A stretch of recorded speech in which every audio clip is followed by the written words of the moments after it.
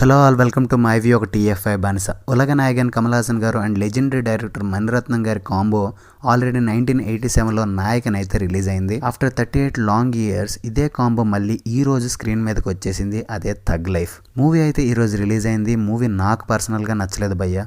ఎందుకు నచ్చలేదో ముందు స్టోరీ చెప్తే వినేయండి. రంగరాయ శక్తివేల్ అలియాస్ కమల్ హాసన్ గారు ఢిల్లీలో ఒక brutal gangster. In the year 1994లో కమల్ సార్ గ్యాంగ్ కి పోలీస్ కి జరిగిన గన్ ఫైట్ లో అమర్ అలియాస్ శంభు గారి ఫాదర్ చనిపోతారు. చిన్నపిల్లాడైన శంభుని పోలీస్ నుండి ఎస్కేప్ అయిన కమల్ సార్ తనతో తీసుకెళ్లి ఒక సొంత కొడుకులా చూసుకుంటారు. ఆఫ్టర్ 12 ఇయర్స్ అంటే 2016లో కమల్ హాసన్ గారు ఒక మర్డర్ కేసులో జైలుకి వెళ్తూ శంభుని తన గ్యాంగ్ కి హెడ్ గా అనౌన్స్ చేస్తారు. గ్యాంగ్ లో సీనియర్స్ కి ఇంకా కొంతమందికి ఇది నచ్చదు. సో ఇంత క్లోజ్ గా ఉన్న కమల్ సార్ అండ్ శంభు గారి మధ్య మొదలైన రైవలరీ గ్యాంగ్ కి హెడ్ అవ్వాలనే కోరిక శంభుకి కమల్ సార్ కి గొడవ స్టార్ట్ అయ్యేలా చేసిందా? ఫైనల్ గా ఎవరు గెలిచారు? ఈ క్వశ్చన్స్ అన్నిటికీ ఆన్సర్ తెలియాలంటే మూవీ చూడాల్సిందే. బేసిక్ గా ఇది ఒక predictable story. Best casting select చేసుకుని కమల్ సార్ అండ్ మణిరత్నం గారు కలిసి కూర్చొని డిజైన్ చేసిన స్టోరీ లైన్ ఇది. కానీ ఎక్కడ కూడా మణిరత్నం గారి మార్క్ కనిపించలేదు మూవీలో. మణిరత్నం గారు ఓల్డ్ మూవీస్ లో ఫెయిల్యూర్స్, డిజాస్టర్స్ కూడా ఉన్నాయి, కానీ deep characterization and emotional depth ప్రతి మూవీలో మనల్ని బాగా అట్రాక్ట్ చేస్తుంది. కానీ ఈ మూవీలో అది మిస్ అయింది. మూవీలో ఒక్క క్యారెక్టర్ కూడా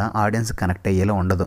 చిన్న చిన్న లేజర్ గ్యాప్స్ ఇస్తూ ఇంటర్వెల్ ప్లాట్తో పర్లేదు, సెకండ్ హాఫ్లో ఏమన్నా unique twists and screen play ఉండొచ్చు అనే హోప్ క్రియేట్ చేశారు. కానీ సెకండ్ హాఫ్ ఘోరంగా ఫ్లాప్ అయిందనే చెప్పుకోవాలి. ఒక కార్లో శంభు గారు అండ్ కమల్ గారి సీక్వెన్స్, ఇంకొక beach sequence with Kamal Haasan sir and Abhirami గారు, ఈ రెండు సీక్వెన్సెస్ ఆర్ అవుట్ స్టాండింగ్. ఇవి తీసేస్తే మూవీలో ఏ సీన్ కూడా ఆడియన్స్కి కనెక్ట్ అయ్యేలా ఉండదు. అసలు ఒక గ్యాంగ్స్టర్కి ఉండే పవర్ కమల్ హాసన్ గారిలో కనిపించలేదు. అండ్ అలాంటి పవర్లెస్ క్యారెక్టర్ ప్లేస్కి శంభు ఎందుకు రావాలనుకుంటాడో కూడా అర్థం కాదు. సో ఆ పాయింట్ని మణిరత్నం గారు ఎలివేట్ చేయలేకపోయారు అనే చెప్పుకోవాలి. ఇంకా ఐశ్వర్య గారి క్యారెక్టర్ ఆవిడ కాకుండా ఎవరన్నా అన్నోన్ ఆర్టిస్ట్ చేసుంటే ఆ క్యారెక్టర్ ట్విస్ట్ చాలా బాగా ఎలివేట్ అయ్యేది మూవీలో. అసలు క్యారెక్టర్ కాస్టింగ్ ఎవ్వరికి అర్థం కాలేదు. ఉన్న అన్ని క్యారెక్టర్స్ని భారీ కాస్టింగ్తో ఫిల్ చేసేసి అన్ని క్యారెక్టర్స్ని అంతంత మాత్రంగా చూపించి స్టోరీని టేస్ట్ లేని పప్పు చారులా చేశారు. యాక్ట్రెస్ పర్ఫార్మెన్స్ విషయానికి వస్తే క్యారెక్టర్స్ డెప్త్ లేదు కాబట్టి ప్రతి ఒక్కరి యాక్టింగ్ అంతంత మాత్రంగానే కనిపించింది. ఓన్లీ కమల్ హాసన్ గారి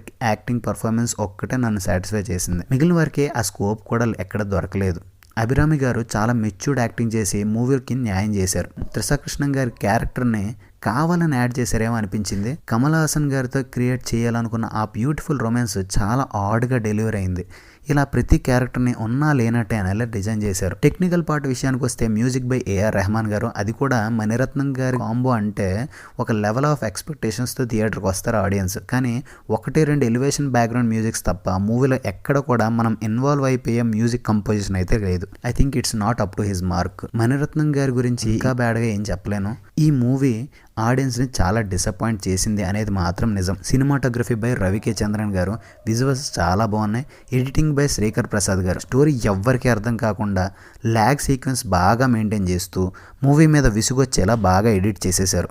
అయినా స్టోరీ అంత వీక్గా ఉన్నప్పుడు ఇంతకన్నా ఎక్కువ ఏం ఎక్స్పెక్ట్ చేస్తాం. ప్రమోషన్స్ విషయానికి వస్తే మూవీకి గుడ్ వైబ్ హైప్ కన్నా ఈ కాంట్రవర్షియల్ వైబ్సే ఎక్కువయ్యాయి. ప్రీ రిలీజ్లో కమల్ సార్ చెప్పిన కన్నాడియన్స్ అండ్ తమిళియన్స్ డెరివేషన్ కన్నాడియన్స్ని చాలా హర్ట్ చేసింది. కమల్ సార్ని సారీ చెప్పమని డిమాండ్ చేశారు, కానీ కమల్ సార్ సారీ చెప్పకపోవడంతో కర్ణాటకలో ఈ మూవీని బ్యాన్ చేశారు. ఫైనల్లీ మూవీ నాకు పర్సనల్గా నచ్చలేదు. అలానే ఎవ్వరికి నచ్చదని వన్ సైడెడ్ స్టేట్మెంట్స్ని పాస్ చేయను. టైం ఉంటే థియేటర్కి వెళ్ళి మూవీ చూడండి.